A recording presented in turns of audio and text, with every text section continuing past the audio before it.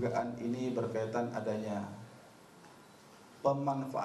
rencana pemanfaatan massal untuk menduduki kantor DPR RI, kemudian berencana melakukan pemaksaan agar bisa dilakukannya sidang istimewa, yang kemudian menuntut untuk pergantian pemerintahan dan seterusnya.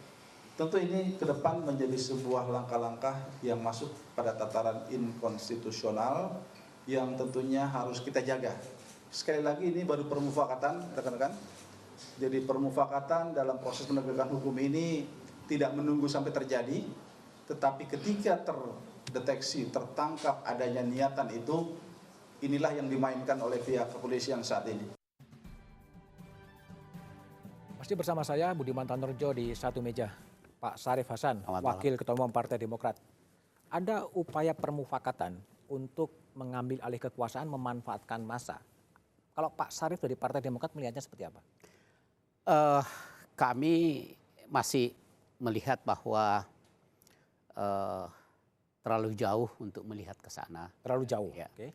Dan kami melihat betul-betul pure bahwa yang terjadi 4.11 dan 2.12 itu adalah betul-betul murni aspirasi mayoritas umat Islam, ya, yang betul-betul menginginkan sesuatu itu disampaikan kepada pemerintah.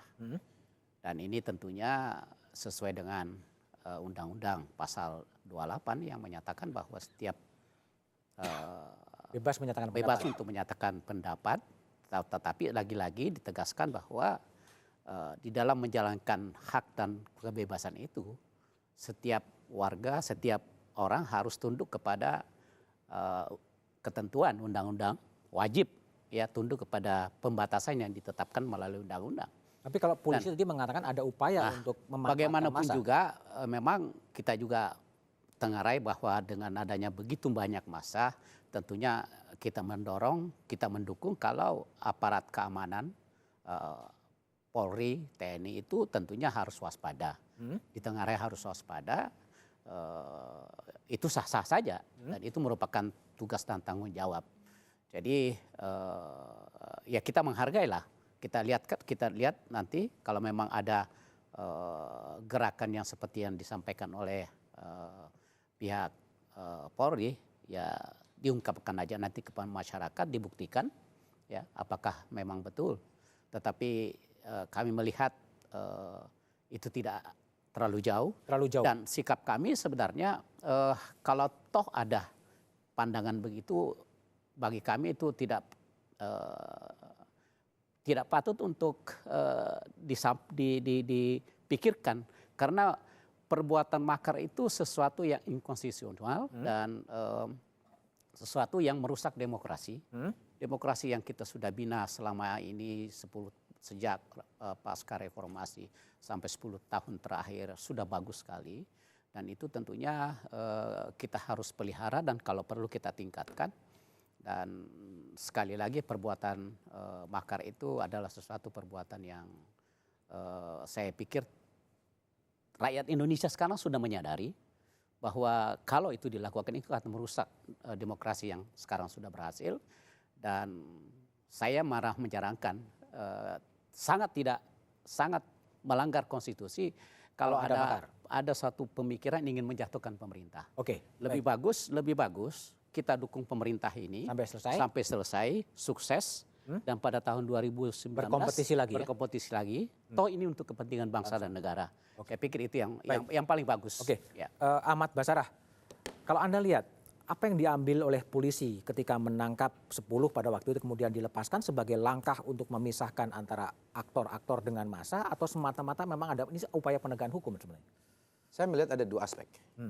Pertama, menurut Undang-Undang Kepolisian, Polri itu memiliki tanggung jawab tidak hanya penegakan hukum, tapi menjaga ketertiban masyarakat.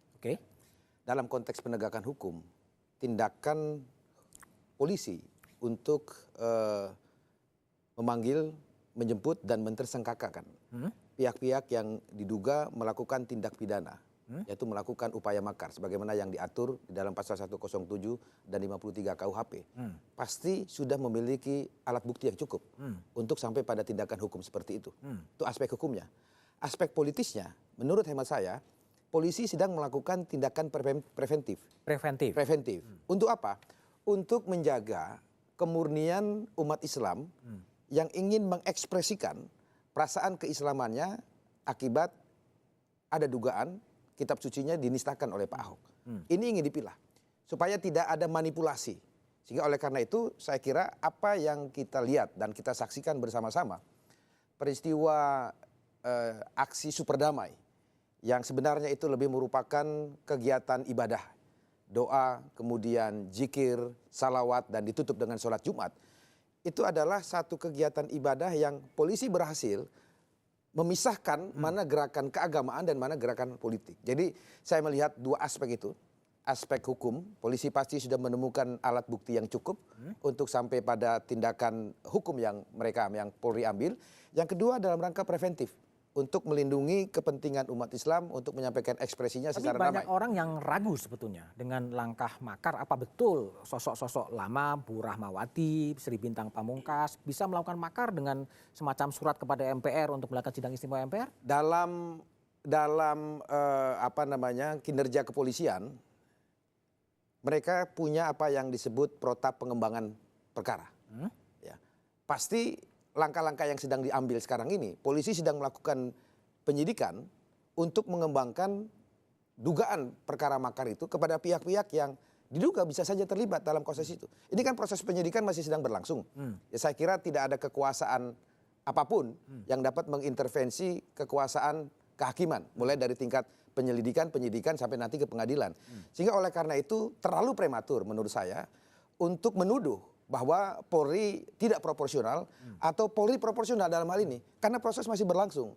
Sehingga oleh karena itu mari kita berikan kepercayaan kepada Polri untuk melakukan proses penyidikan ini menurut hukum yang berlaku, menurut hukum acara yang berlaku, menurut prosedur yang berlaku, biarkan nanti proses pengadilan yang akan membuktikan, bukan dibuka ke publik. Karena ini proses peradilan, bukan proses politik gitu. Prof. Komarudin, gimana Prof? Ada kesenjangan pemahaman bahwa langkah dilakukan oleh polisi ini terlalu jauh atau bahasa anak muda agak lebay ketika menuding orang melakukan makar gitu. Sebenarnya gimana? Saya mulai dari ini. Pertama bahwa ketika 2012 pergeseran nama dari spiritnya kan demo ya, gitu. Kemudian menjadi doa bersama. Ini cukup magis efektif ya. Sebab kalau doa hari Jumat lagi, itu kemudian kalau ada perilaku yang macam-macam, itu kan apa ya, menyalahi kepantasan sosial gitu. Nah yang kedua, yang dulu sebelumnya itu polisi dan masyarakat itu berhadapan-hadapan pada tanggal yang 11, ini kemarin kan menyatu. Lahiriahnya ya, saya bicara lahiriahnya. Jadi sungguhnya Monas itu milik bersama, milik ulama, milik masyarakat, presiden, kemudian polisi. Ini bagus sekali. Bahkan para politisi tidak ada kan di situ menonjol, figur nggak ada. Yang ada adalah ulama. Mungkin ada tapi tidak kelihatan mungkin. Iya tidak kelihatan. Secara simbolik kan tidak menonjol gitu. Yang ada polisi Pak di sini. Iya polisi kan. Nah ini bagus sekali gitu. Nah kemudian polisi tidak akan main-main mempertaruhkan kepercayaannya karena polisi dapat pressure luar biasa kan, kasus Ahok ini misalnya. Oleh karena itu ketika dia menangkap orang itu, saya yakin dia pasti punya informasi, punya pertimbangan tersendiri gitu kan. Dan ternyata betul bahwa ini selesai, tidak ada satu rumput pun yang patah misalnya, ini prestasi semuanya. Prestasi polisi, prestasi masyarakat, juga presiden. Jadi masing-masing merasa menang kemarin itu. Kalau dengan bahasa kalah menang, ini bagus. Semuanya merasa menang. Masa yang banyak itu merasa menang bahwa presiden pun hadir. Yang presiden pun aku juga merasa menang karena aku juga berkesempatan ketemu. Dan polisi juga merasa lega bahwa bisa mengamankan. Nah saya ingin. Kenapa semua bisa merasa menang itu sebetulnya? Karena menyatu. Dan tidak ada komunikasi kekerasan. juga sebenarnya. Iya. tidak ada kekerasan, nyatu ini. Nah ini menjadi benchmark. Suasana kebatinannya pun bisa ditangkap di sini. Jadi kalau ada kumpul-kumpul ke depan, ini menjadi benchmark ya? Ya, tuh lihat. Maka ketika kemarin ada tanggal berapa? 4. 2. Itu benchmarknya ada sampah-sampah gitu, berantakan. Nah ini bagus. Oke, bagaimana silaturahmi elit harus dibangun? Jawabannya setelah jeda berikut ini.